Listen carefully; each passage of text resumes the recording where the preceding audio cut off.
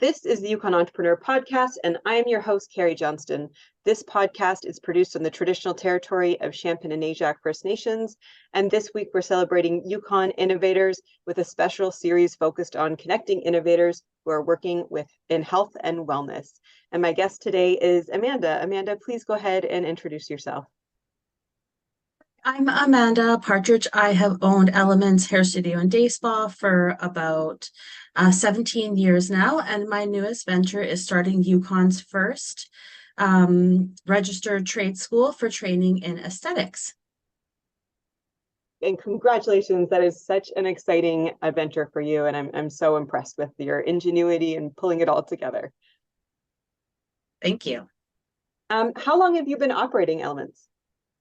I've been operating Elements for about 17 years. I've been in aesthetics for 20.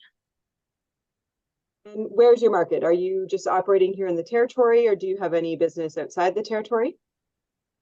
We just operate within the Yukon, mostly in Whitehorse, but we do also service some community guests as well. So we get people from all over the Yukon. We do get a few out of territory guests as well because we're located inside a hotel, but 99% local clientele.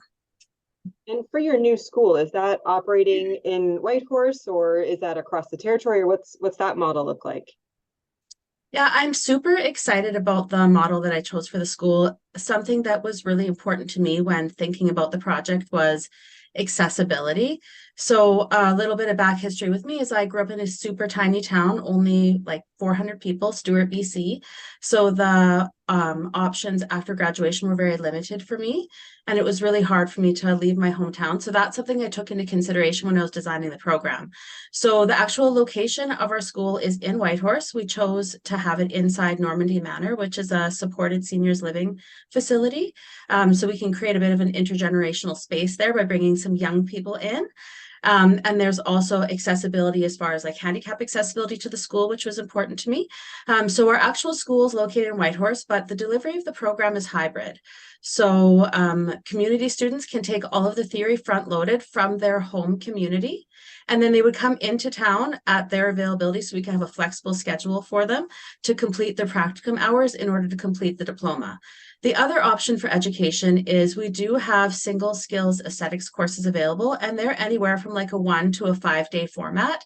So under 40 hours so that students can complete the training. I could bring the training to the communities, or they could come into Whitehorse just for the day or up to 5 days to take that single skill course. I love that. I love how you're building a model to kind of meet community where it's at and at the pace of community. It's just so important for Yukon and how we live and work up here. Mm-hmm. What does innovation mean to you? We're celebrating Innovation Week, and so what does that word mean to you?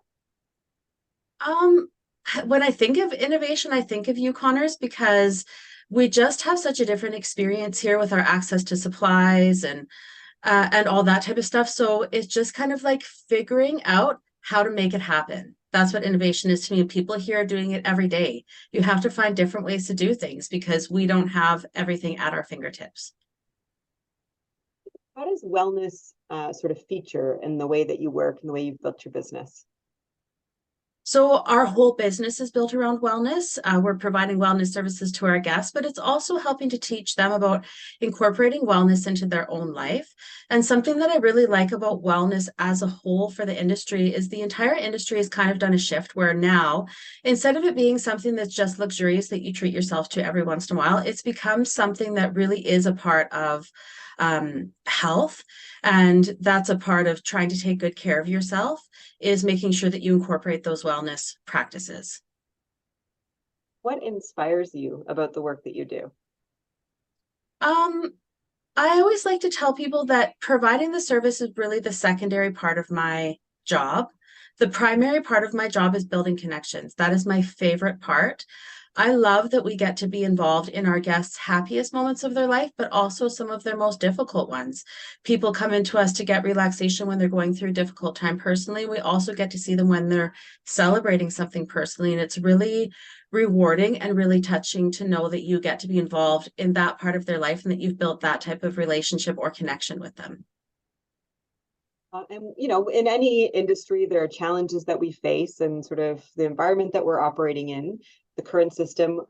what would you change if you could? What bothers you about the way, sort of like the environment you're operating your business in? Something that's really challenging in aesthetics is the year I graduated, like 20 years ago, aesthetics deregulated. So now there's a misconception with our industry that you don't have to have any training in order to be able to practice, and that's not true. Just because there's not a regulating body doesn't mean that there's not regulations that we should adhere to. So I would love to be able to like raise awareness. The Government of Canada's expectation for aesthetics is that you've completed an 800-hour program from a registered trade school. And you should not be practicing it if you don't have full education, because there are definitely risks to our industry. So while we don't have regulation, I wish that there was a little bit more awareness around the expectation for you to practice. And is that kind of your call to action? Like, is that the solve to sort of fix the problem? Yeah. That's the school is going to kind of solve that problem. And then it's also going to address the problem that a lot of businesses have had to go that route because there's been such a staffing shortage where we've had to either train staff ourselves or enroll them in kind of shorter programs where they're not getting the full education. So the school is really going to solve that problem. We're going to have certified professionals. We're going to know the quality of the education that they're receiving, and they're going to meet a guideline that will be recognized across Canada so that we don't have people doing on-the-job training and then they're in a position where they go and apply somewhere and it's up to employer discretion whether that training is going to be recognized or not. This credential will be recognized across Canada. Fantastic. Living in the far north, we kind of have this advantage of seeing Canada and the world through a unique lens. What do you think Yukon has to share with the world about innovation? I think they have to share that there's always a way to make it happen.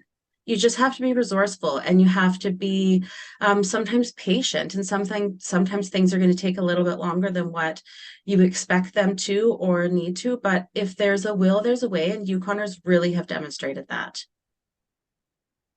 My last question for you today, Amanda, is, what's next for you and your organization? It's been so exciting to follow you over the last couple of years and all of the growth and goals that you've set for yourself and watch you achieve them. So what's next?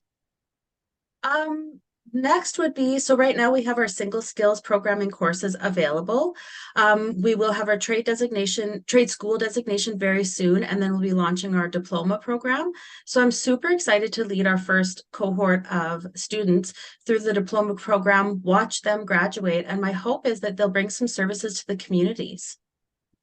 I would love that. I would love Yeah. living in a community. I would just love to not have to necessarily always tack on, that bit of self-care onto the end of my trip or like into the busy day. I would love for that to be available in the community, and Yeah. the really important health benefits as we get older. It's hard to take care of your feet and things like that, and having somebody who can do some of that hand and footwork in our communities would be so amazing.